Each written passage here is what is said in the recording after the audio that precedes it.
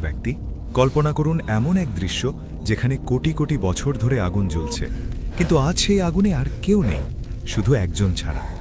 বিশাল জাহান্নাম আজ প্রায় ফাঁকা, শুধু একজন মানুষ সেখানে হামাগুড়ি দিচ্ছে। তার শরীরের কোনো চামড়া অবশিষ্ট নেই, মাংসগুলো খসে পড়ে হাড়গুলো কালো কয়লায় পরিণত হয়েছে। সে আর চিৎকার করতে পারছে না, তার কণ্ঠনালী পুড়ে ছাই হয়ে গেছে।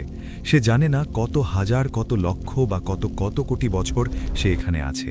তার চোখের সামনে ফেরেশতারা দলে দলে মানুষকে উদ্ধার করে নিয়ে গেছে, কিন্তু তাকে নেয়নি। সে জাহান্নামের সেই অন্ধকার গর্তে একা, একদম একা। কিন্তু ঠিক এই মুহূর্তেই আরশে আজিমের মালিক মহান আল্লাহ এমন এক সিদ্ধান্ত নেবেন যা শুনে আসমানের ফেরেশতারাও স্তব্ধ হয়ে যাবে। আজ জাহান্নামের দরজা দিয়ে শেষ মানুষটি বের হবে। কে এই ব্যক্তি? কিভাবে একটি পুড়ে যাওয়া কয়লার টুকরো আবার মানুষে পরিণত হবে? আর আল্লাহ তাকে এমন কি দান করবেন যা দেখে সে চিৎকার করে বলবে, হে আল্লাহ, আপনি কি আমার সাথে উপহাস করছেন? অথচ আপনি তো রাব্বুল আলামিন, আপনি কেন আমার সাথে ঠাট্টা করবেন? জানতে হলে হৃদয়ের সবটুকু আবেগ দিয়ে ভিডিওটি শেষ পর্যন্ত দেখুন। আমাদের এই দুনিয়ার জীবনটা কত ছোট, তাই না? 60, 70 বা 80 বছর। এই অল্প সময়ে একটু আগুনের ছ্যাঁকা লাগলে আমরা সহ্য করতে পারি না, অথচ আমরা ভুলে যাই সেই অনন্তকালের কথা। ঈমানদাররা জান্নাতে চলে যাবে, পাপীরা তাদের পাপের শাস্তি ভোগ করার জন্য জাহান্নামে নিক্ষিপ্ত হবে। সহিহ হাদিসে এসেছে, যাদের অন্তরে সরিষার দানা পরিমাণ ঈমানও থাকবে, আল্লাহ তাআলা কোনো না কোনো একদিন তাকে জাহান্নাম থেকে মুক্তি দেবেন। কিন্তু এই একদিন মানে আমাদের দুনিয়ার 24 ঘন্টা নয়, আখিরাতের একদিন সমান দুনিয়ার 5000 বছর। তাহলে ভাবুন, যার পাপের বোঝা পাহাড় সম, তাকে কত লক্ষ কোটি বছর সেই লেলিহান শিখায় জ্বলতে হবে। জাহান্নামের সেই বিভীষিকাময় পরিবেশে যেখানে মৃত্যু আসবে কিন্তু মানুষ মরবে না। চামড়া পুড়ে গেলে আবার নতুন চামড়া গজাবে, যাতে সে আবার কষ্ট অনুভব করতে পারে। এই দীর্ঘ শাস্তি ভোগের পর শাফায়াত অর্থাৎ সুপারিশের সব দরজা যখন বন্ধ হয়ে যাবে, নবীরা সুপারিশ করেছেন, ফেরেশতারা সুপারিশ করেছেন, এমনকি মুমিনরাও সুপারিশ করেছেন, তখনও একজন ব্যক্তি বাকি থেকে যাবে। সে হলো সেই হতভাগা যে সবার শেষে জাহান্নাম থেকে বের হবে। আজকের এই গল্পটি কোনো রূপকথা নয়, এটি রাসূলুল্লাহ সাল্লাল্লাহু আলাইহি ওয়াসাল্লামের পবিত্র মুখনিসৃত বাণী, যা সহিহ বুখারী ও মুসলিমে বর্ণিত হয়েছে। এটি আমার, আপনার বা আমাদের যে কারো গল্প হতে পারে। তাই আসুন দুনিয়ার কোলাহল ভুলে রুহের গভীর থেকে অনুভব করি সেই মুহূর্তটি, সেই মানুষটি যার নাম হাদিসে নির্দিষ্ট করে বলা হয়নি, কিন্তু তার অবস্থা বর্ণনা করা হয়েছে পুঙ্খানুপুঙ্খভাবে।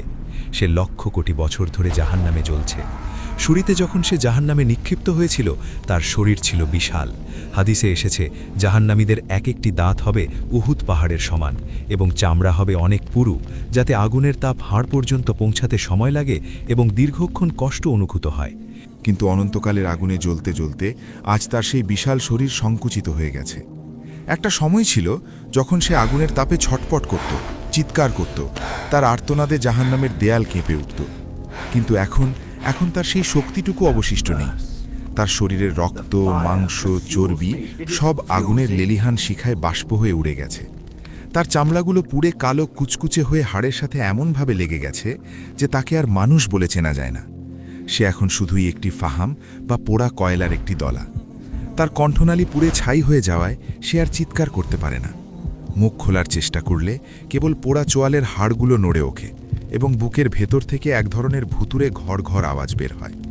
তার চোখের পাতাগুলো পুড়ে গেছে, তাই সে চোখ বন্ধ করতে পারে না। আগুনের লিলিহান শিখার সরাসরি তার অক্ষিগুলোকে আঘাত করে। কিন্তু সে অন্ধ হয় না, কারণ আল্লাহ চান সে যেন সব দেখে। সে বেঁচে আছে না মরে গেছে তা বোঝার কোনো উপায় নেই। শুধু তার পাঁজরের নিচে থাকা কলিজাটা ধুকভুক করছে, কারণ আল্লাহ তাকে মৃত্যু দেননি। সে হামাগুড়ি দিয়ে আগুনের সাগরে এপাশ থেকে ওপাশে যায়। কখনো আগুনের ঢেউ তাকে আছড়ে ফেলে জাহান্নামের এক প্রান্ত থেকে অন্য প্রান্তে। তার চামড়া খসে পড়ে, আবার নতুন চামড়া গজায়, আবার পুড়ে যায়। এই চক্র লক্ষ কোটি বছর ধরে চলছে। সে ভুলে গেছে তার নাম কি ছিল, সে ভুলে গেছে সে কে, সে ভুলে গেছে পানির স্বাদ কেমন। তার স্মৃতিতে এখন শুধুই আগুন। জাহান্নামের আগুনের গর্জনের চেয়েও ভয়ঙ্কর হল এখনকার এই নিস্তব্ধতা। একটা সময় এখানে কোটি কোটি পাপীর আর্তনাদ ছিল, হট্টগোল ছিল, একে অপরকে অভিশাপ দেওয়ার শব্দ ছিল। কিন্তু আল্লাহর অসীম রহমতে এবং সাফায়াতের মাধ্যমে একে একে সবাই মুক্তি পেয়েছে। সে নিজের ঝাপসো চোখে দেখেছে ফেরেশতারা নূরের তৈরি বাহন নিয়ে নামছে, নবীরা সুপারিশ করছেন, শহীদরা সুপারিশ করছেন। এমনকি দুনিয়াতে যার সাথে সে এক ওয়াক্ত নামাজ পড়েছিল সেই মুমিন বন্ধুটিও সুপারিশ করে তার পরিচিতদের নিয়ে গেছে। সে দেখেছে জাহান্নামের দরজা খুলছে, জান্নাতের শীতল বাতাস ভেতরে ঢুকছে, আলোর ঝলকানি দেখা যাচ্ছে। কেউ একজন নাম ধরে ডাকছে আর তার পাশের কয়েদিটি মুক্তি পাচ্ছে। সে হয়তো হাত বাড়াতে চেয়েছিল, হয়তো অস্ফুট স্বরে বলতে চেয়েছিল, ভাই আমাকেও নিয়ে যা, আমাকে ফেলে যাস না।